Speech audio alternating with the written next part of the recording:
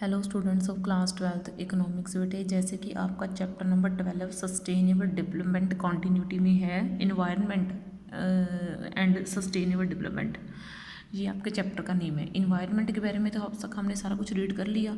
Sustainable development में मैंने आपको समझा दिया था कि सस्टेनेबल डेवलपमेंट का मीनिंग है कि हमें जो है ग्रोथ करनी है, लेकिन नेचुरल रिसोर्सेज को यूज़ करना है, लेकिन इस तरीके से यूज़ करना है कि प्रेजेंट जो जनरेशन है उसकी नीड्स भी पूरी हो चुके हैं और फ्यूचर जनरेशन को भी उसका कोई नुकसान ना हो। ठीक है, इस तरीके से हमें जो है पूरा करना है। ठीक है, चीज़ों को समझ में आई आपको बात? तो देखो बेटा, अब मैं आपको समझाती हूँ। आगे है फीचर्स, क्योंकि मैंने सस्टेनेबल डेवलपमेंट आपको समझा दिया था। अब मैं फीचर्स की तरफ बढ़ती हूँ। Features of a sustainable development. ठीक है, अब देखो सबसे पहले है sustained rise in real per capita income and economic welfare. जो सस्टेनेबल डेवलपमेंट है इससे रियल पर कैपिटा इनकम बढ़ जाती है, यानी कि लोग कम पैसे में ज़्यादा चीज़ खरीद सकते हैं। एंड इकोनॉमिक वेलफेयर, और हमारी कंट्री का आर्थिक विकास होता है, यानी कि पैसे के तौर पे उभरती है हमारी कंट्री।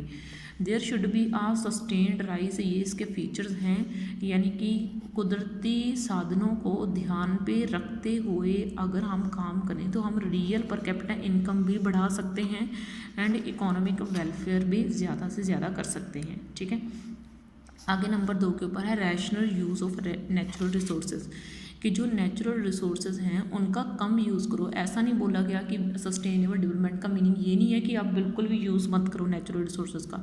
इसका मीनिंग है कि कम यूज़ करो, एक हद तक यूज़ करो। ठीक है ना, तो देखो sustainable development does not mean that natural resources should not be used at all.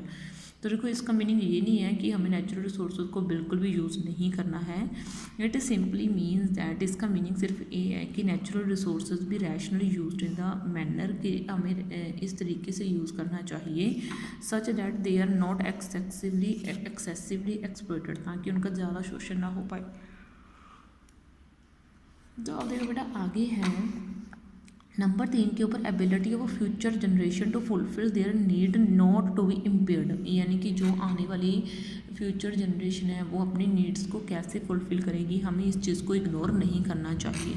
तो देखो वो सस्टेनेबल डेवलपमेंट जो है स्ट्रेसेस द पॉइंट, ठीक है, वो इस पॉइंट के ऊपर ध्यान देता है that the ability of a future generation to fulfil their need is not impaired, यानी कि जो फ्यूचर जनरेशन है कि वो अपनी नीड्स को कैसे पूरा करेगी, हमें इस चीज़ के ऊपर ध्यान देना चाहिए in the wake of competitive growth process. For example अगर हम बात करें, if non renewable sources of renewable sources of energy are irrationally used to increase present production, it would only be at a cost of lesser resource endowment for the future generation। तो अगर देखो उसने क्या बोला, उसने example बोले कि अगर रीन्यूएबल सोर्स ऑफ एनर्जी जिसको हम दोबारा से पैदा कर सकते हैं, लाइक ऑयल, तेल आ गया, ठीक है ना, आर इरेशनली यूज्ड, अगर हम उसको जो है कम यूज़ करेंगे प्रेजेंट प्रोडक्शन के लिए, तो ये आने वाली जो फ्यूचर जनरेशन है उसके लिए कम कीमत के ऊपर मुहैया करवाया जा सकता है। ठीक है ना, ऐसा नहीं है कि उनको मिलेगा ही नहीं। Such a development process is not a sustainable over a long period of time. ठीक है ना, तो इस तरीके की जो डेवलपमेंट है उसको हम लंबे समय तक नहीं भूल सकते और लंबे समय तक वो टिक सकती है। ठीक है ना, आगे है चेक ऑन पोल्यूशन। हमें पोल्यूशन की तरफ ध्यान देना चाहिए कि पोल्यूशन को कंट्रोल करके रखा हुआ है सस्टेनेबल डेवलपमेंट ने। तो देखो sustainable development discard these activities, वो सस्टेनेबल डेवलपमेंट इन सभी एक्टिविटीज़ को नकारता है विच इंड्यूस इन्वायरमेंट पोल्यूशन, जो इन्वायरमेंट पोल्यूशन को बढ़ावा देती हैं। Environment pollution is to be viewed as an element of social cost, जो इन्वायरमेंट पोल्यूशन है उसको सोसाइटी के लिए हार्मफुल माना जाता है, और इसमें कोई शक भी नहीं है जो इन्वायरमेंट में फैलने वाला पोल्यूशन है वो तो हमारे लिए है ही हार्मफुल, वो हमारे लिए फ़ायदेमंद कहाँ से हो सकता है। तो अब देखो बेटा, अब मैंने पढ़ाना है आपको स्ट्रैटेजीज फॉर सस्टेनेबल डेवलपमेंट, यानी कि सस्टेनेबल डेवलपमेंट की स्ट्रैटेजीज क्या हैं। ठीक है ना। तो अब देखो बेटा इसमें क्या है, the concept of sustainable development does not suggest D limit the process of growth and development. तो जो सस्टेनेबल डेवलपमेंट का कंसेप्ट है वो लिमिट में नहीं लेके आता ग्रोथ एंड डेवलपमेंट के प्रोसेस को। Sustainable development only suggest a judicious और optimum solution utilisation of resources, यानी कि ये ज़्यादा से ज़्यादा यूटिलाइजेशन के बताता है कि हमें इस तरीके से यूटिलाइज करना चाहिए कि इकोनॉमी का ग्रोथ तो हो लेकिन उनका जो है हार्मफुल ना हो, वो नुकसान ना पहुंचाएं आने वाली प्रेजेंट जनरेशन की एक्टिविटीज़ को। ठीक है ना। अब देखो बेटा इसमें क्या है, हमें कुछ ऑब्जर्वेशंस हैं जो हमें नोट करनी चाहिए कि हम किस तरीके से जो है हमें कौन कौन से टेक्नोलॉजीज़ कौन कौन से स्ट्रैटेजीज़ जो है हम बना सकते हैं। ठीक है, इसने यही बोला कि स्ट्रैटेजीज़ क्या हैं सस्टेनेबल डेवलपमेंट की। तो देखो इसने सबसे पहले इनपुट एफिशिएंट टेक्नोलॉजी, यानी कि we are to devise such production technologies, हमें ऐसी प्रोडक्शन की टेक्नोलॉजीज़ को ढूंढना चाहिए which are input efficient. Input efficient का मीनिंग है क्या है कि जिनमें कम इनपुट डालो और आउटपुट जो है बहुत मैक्सिमम मिल जाए। ठीक है ना, कम से हम ज़्यादा सेटिस्फाई हो सकें। It means output is maximised. ये देखो आउटपुट ज़्यादा मिलनी चाहिए। These will moderate the stress on resource endowment per unit of input. इस तरीके से इनपुट एक इनपुट के पीछे लगने वाला रिसोर्स जो होगा वो कम होगा। ठीक है, और उसका हार्म नहीं होगा हमें। आगे use of environment friendly source of energy. Use of environment friendly, हमें ऐसे सोर्सेज को यूज़ करना चाहिए जो इन्वायरमेंट के लिए फ्रेंडली हों, नुकसान वाली चीज़ें नहीं यूज़ करनी चाहिए। LPG and CNG are cleaner fuels and environment friendly. जो LPG है और जो CNG है वो क्या है, क्लीनर फ्यूल्स हैं, इन्वायरमेंट फ्रेंडली हैं। The use of these fuels, और इन फ्यूल्स का जो यूज है मस्ट बी इनकरेज्ड, उनको इनकरेज करना चाहिए in place of petrol, petrol की जगह पर, एंड डीजल की जगह पर, which emit huge amount of carbon dioxide, जो कार्बन डाइऑक्साइड की ज़्यादा मात्रा नहीं छोड़ते। Adding to the impact of greenhouse gases, और ग्रीन हाउसेज की जो गैसेज हैं उनको नुकसान नहीं पहुँचाते। हमें इस तरह के फ्यूल यूज़ करने चाहिए। ठीक है, आगे देखो पीपल इन रूरल एरिया, जो गांव में होते हैं पीपल, उनको डिस्करेज करना चाहिए कि वो लकड़ी का यूज़ ना करें, क्योंकि अगर लकड़ी का हम यूज़ करेंगे तो हमें पेड़ काटने पड़ेंगे। ठीक है ना, इट केसेस डिफॉरेस्टेशन, जिससे डिफॉरेस्टेशन होता है। ठीक है ना, आगे देखो बेटा, आगे हमारा तीसरा पॉइंट है यानी कि इंटीग्रेटेड रूरल डेवलपमेंट। हमें जो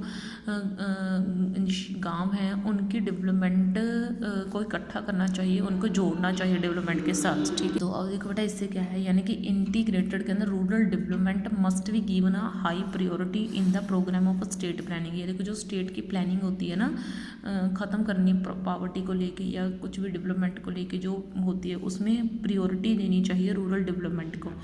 दिस विल जनरेट एम्प्लॉयमेंट बढ़ाना चाहिए रूरल एरियाज़ में, ताकि वो शहर के इलाकों में काम लेने ना आए, क्योंकि अगर वो शहर के इलाकों में आएंगे तो वहाँ पे पोल्यूशन बढ़ेगा और डिफॉरेस्टेशन ज़्यादा होगा, क्योंकि उनको रहने के लिए घर भी चाहिए।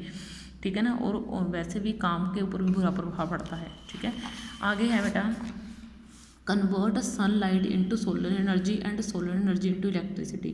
हमें क्या करना चाहिए, जो सूरज की रोशनी है उसको सोलर एनर्जी में कन्वर्ट करना चाहिए और सोलर एनर्जी से हमें इलेक्ट्रिसिटी जो है वो प्रोड्यूस करनी चाहिए। तो देखो बेटा इसमें क्या है, कहना द फॉलोइंग ऑब्जर्वेशंस में भी नोट, हमें कुछ ऑब्जर्वेशंस नोट करनी होगी। India is endowment without abundant यानी कि भरमार। ठीक है ना, जो भरमार की बात करी गई है।